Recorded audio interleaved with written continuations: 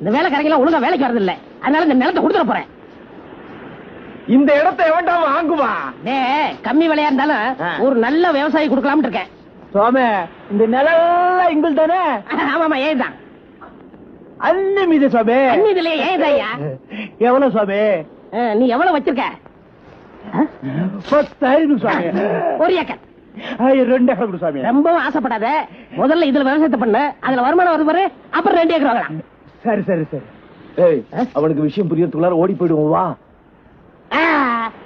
அப்ப நாங்க வர்றோம்.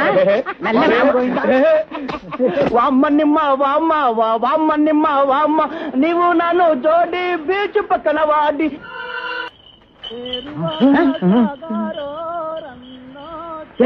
அங்க பாருங்கடா, கோவிந்த விவசாயம் பண்றான். ఎరువాక సాగారో రన్నో చిన్నన్న నీ కష్టమంతా తీరునరో అన్నో తెలుగన్న జలపడ దోపడ ఎడ్ల గట్టుకో. இந்த வேலைக்காரங்க ஒழுங்கா வேலைக்கு வரது இல்ல, அதனால இந்த நிலத்தை கொடுத்துட போறேன். இந்த இடத்தை வேண்டாம் வாங்குவா. கம்மி விலையா இருந்தாலும் ஒரு நல்ல விவசாயி கொடுக்கலாம்னு இருக்கேன். சுவாமி, இந்த நிலம் எங்கள் தானே? ஆமாமா, ஏதான் அண்ணி மீது சுவாமி. இதுலயே ஏதாயா?